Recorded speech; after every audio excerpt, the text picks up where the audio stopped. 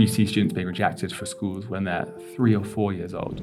11 plus in London is brutal. So you see students doing 7 or 8 A-levels and trying to force their way into Oxford. And that simply doesn't work. Founding something when you're young is a huge advantage. We have people who come from foster homes who we give scholarships to and have free education. What do you think one-to-one education can offer a kid from a technical standpoint? So what techniques can you use during one-to-one that maybe schools miss out on? So I think it's... Today we're speaking with Ed, founder of Renewed Learning, the education company providing Oxbridge-educated tutors with locations in the UK and Hong Kong. Hi, Ed. So tell us a bit more about your company. Sure. So I started it back in 2019 in my first year at university.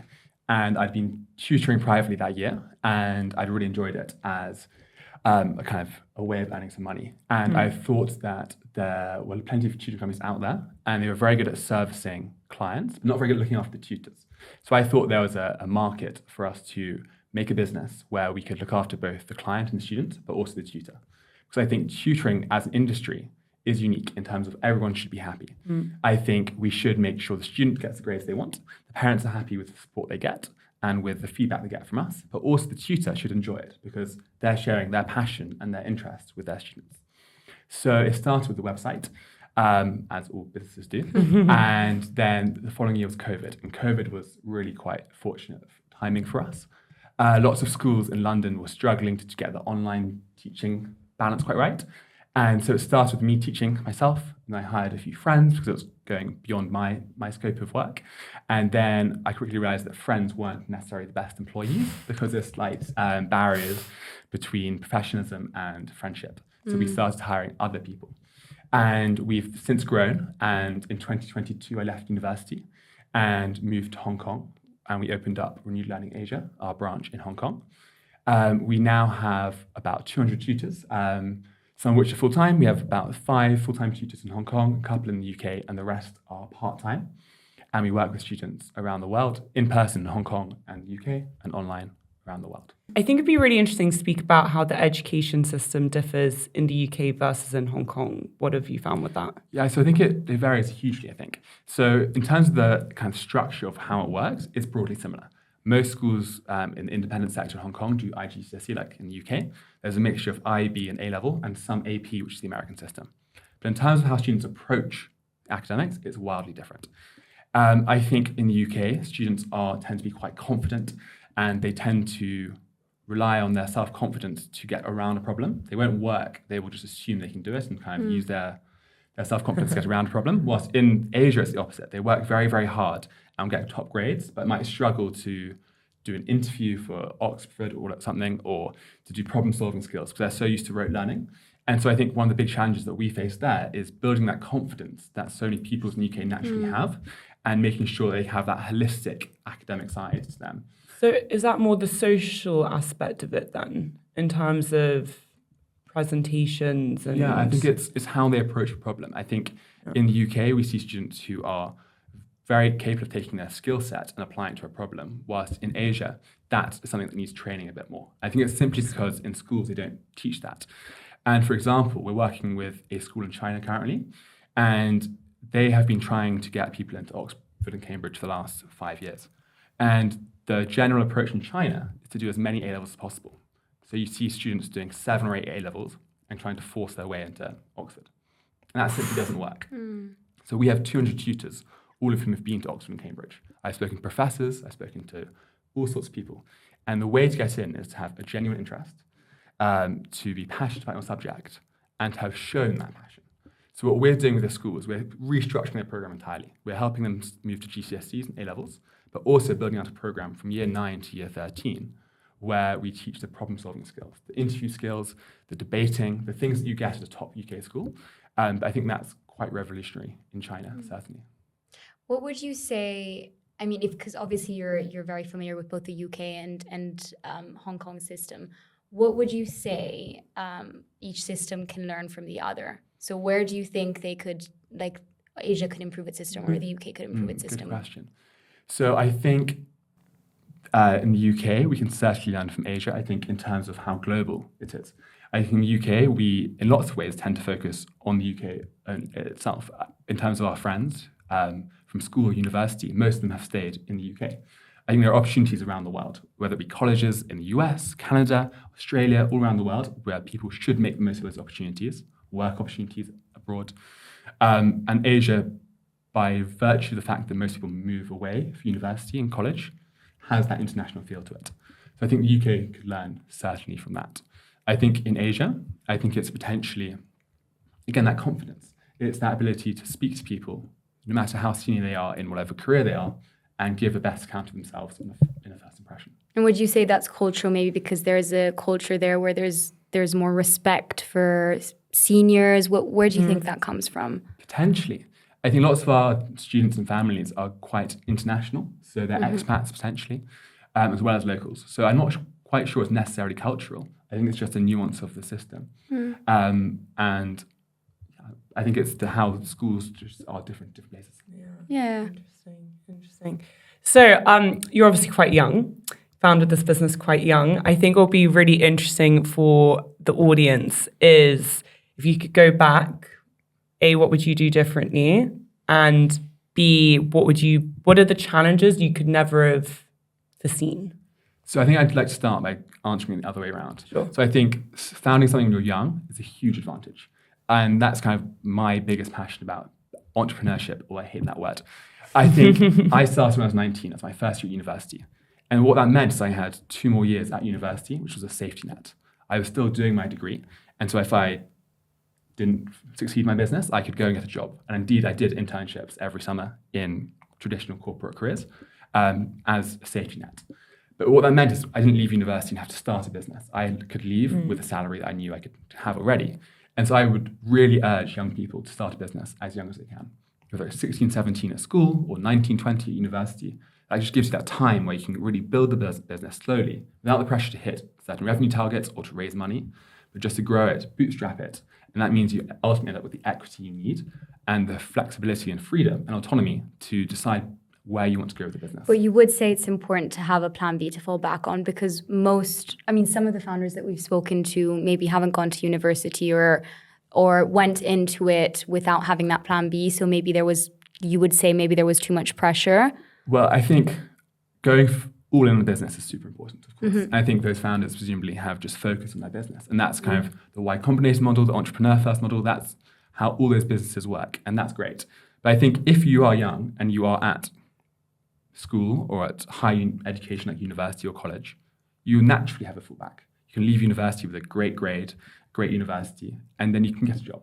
So you don't necessarily need to go and do the internships if you want to spend your summers growing the business to money. So what are the differences with educating one-to-one versus at school where there are multiple kids in a classroom? So I think that's the beauty of tutoring. I think tutoring can often have a bad rap, but I think that there's a huge advantage to working one-to-one with a student.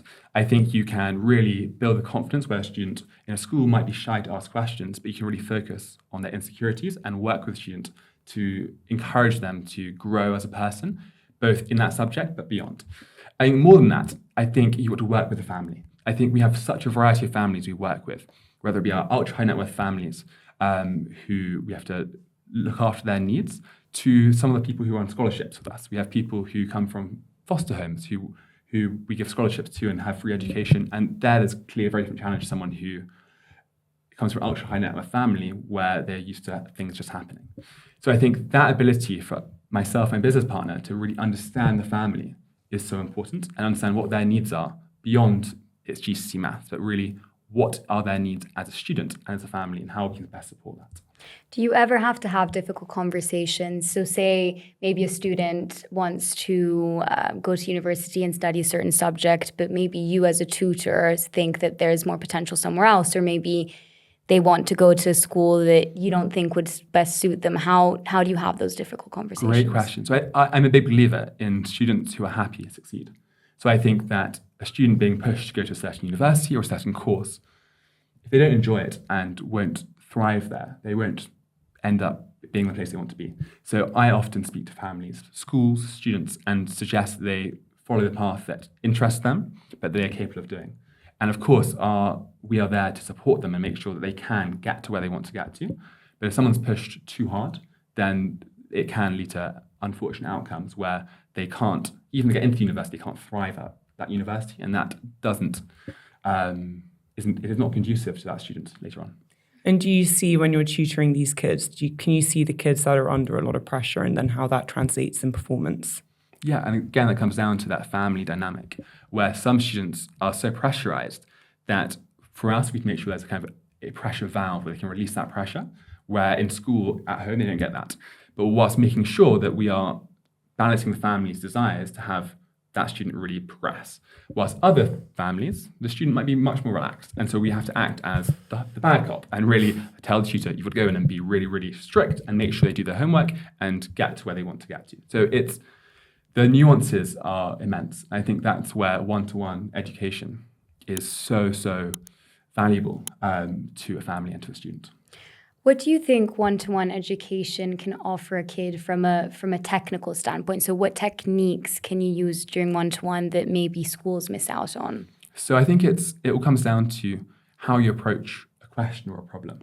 I think in schools, you might learn how to solve something, whether it's a quadratic, for example. But what you can do one-to-one is you can give someone a challenge and go through, okay, here's a challenge. And we get challenges all the time, whether it be in an exam or in life.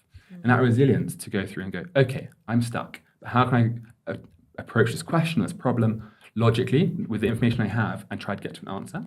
I think that is the beauty, where you can have that conversation, that discussion, and make sure that it's not just a teacher dictating to a class of 30 kids, but that back and forth allows students to learn how to do it themselves.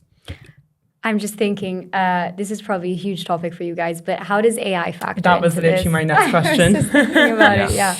So AI is really interesting. I think schools have wildly different approaches. Some schools love AI and get the kids to use AI the whole time. Other schools shun it entirely. So I think AI is something which has clearly huge appeal in an academic setting.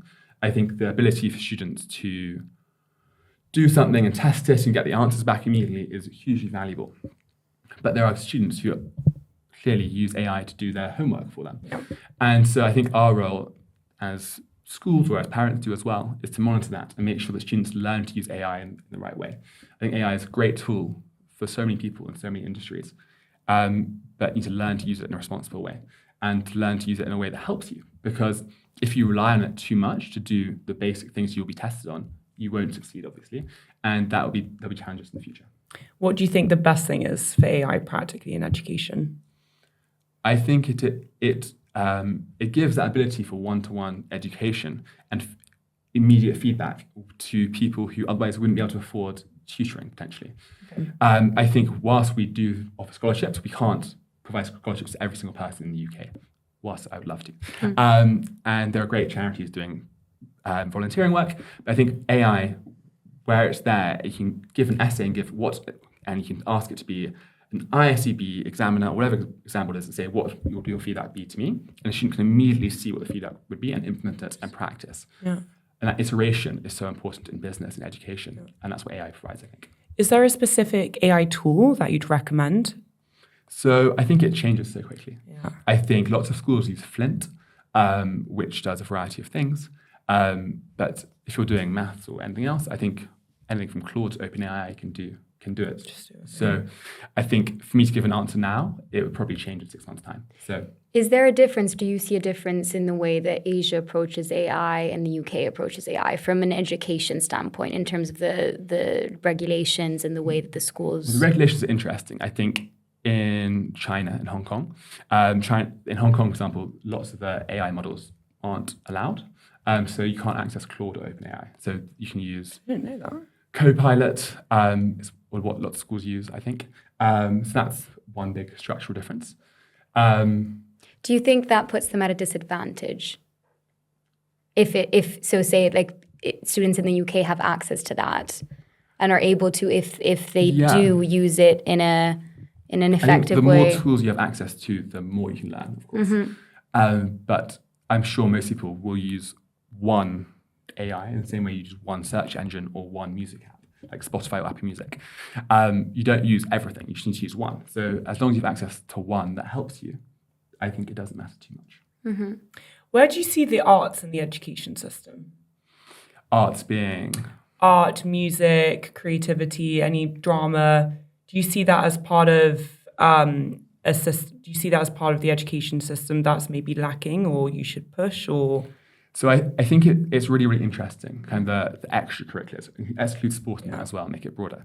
So I think what's strange is that if you're applying to the US for college, that stuff is so important. If you're applying to Oxbridge, that stuff doesn't matter at all, unless you're applying for music, obviously. But what we say is that stuff does matter. It matters your happiness and your holistic well-being. And actually, we often do a talk where we go to schools and talk about entrepreneurship and business, and we have a great partner who we work with who does career services as well. And when we go to schools, we always say, yes, this stuff doesn't matter for Oxbridge. And she says it matters hugely for jobs. Because if you're the first team or you have a passion in music, that's really, really valuable to a company who's hiring. And so our answer is, yes, that stuff hugely matters. It gives you that color to your life. That means you're a person, you aren't a machine. And so I think people should follow their passions and do it because they want to do it and pursue it in whatever way appeals to them. It doesn't necessarily have to be grades. It can be just a passion. And the happiest students are, again, the ones who succeed most. What's your passion? My passion varies quite a lot. I love being outside. I love exercising. So this summer I'm going on a cycling trip with a couple of friends through Pakistan and Tajikistan. Amazing. So that kind of adventure stuff is what makes me tick. And what gives you that balance between work and outside of work? Exactly. And would you say that you always knew that you wanted to start your own thing? Absolutely not. Okay. I think I was really lucky. I fell into it. I think I did politics, philosophy, and economics at university. So I probably assumed I'd always go into the corporate world of some sort. I did internships in recruitment, banking, investment banking, and consulting. And I went into each of those where I had my business kind of growing at the same time. And the thing I learned is I didn't love it. I didn't hate it. I enjoyed aspects of it. The people who I saw progress really quickly are the ones who lived and breathed the job they were doing. And I didn't have that passion, so I didn't think it was the path for me. I was fortunate enough to start a business when I was young, like I said, and to have it grow and to enjoy the growth and enjoy the business strategy. So when I left university, I had the option available to me. And I would really, really urge people, again, to start a business when they're young, just to see where it goes. If you make no money or make a bit of money, great. It's not about the money itself. It's about the opportunities it gives you. And I think that's really important. Again, you speak about these ultra-high clients we have or the various people we're connected with. We work with amazing people from partners to clients to schools. And it's given me amazing opportunities as a person and as a business. We have people getting in touch the whole time, asking all sorts of interesting questions. I'm on this podcast with you guys. And that, I think, as a founder, is a really rewarding experience. What's the most fulfilling aspect of renewed learning? I think the most fulfilling aspect is seeing people be happy. I think when a student succeeds, whether it be getting into Oxford or getting a C in their maths, which they need, and we do all of that, that and seeing the parents happy, the students happy, and the tutor happy is the most fulfilling thing. Can you really see a student develop in their confidence, bar just their academic skill set? And that must feel great to see. It's great. And I think it really, really helps everyone involved. I think the tutors get this really, really unique feeling when they do that in a way that you wouldn't get in other industries. And I think it's great. And you can really see how a little bit of help can help a student progress in a massive way. So what would you say are the 3 main tips that you would have for someone who's reviewing now for exams? Good question. So this is quite personal, but I think the key things are to make sure that you get the balance right. So I think making sure, again, you're happy is really important. We see some students who do very little work. They need to work a bit more. And some students who spend the whole day tied to their desk. It's always important to be effective when you work.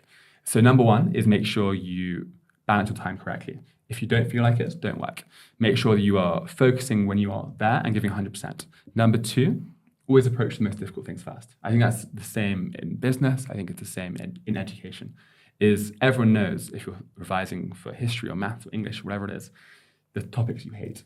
Approach those first, do the things that's really hard, and then when you're tired in the evening, focus on the easier things.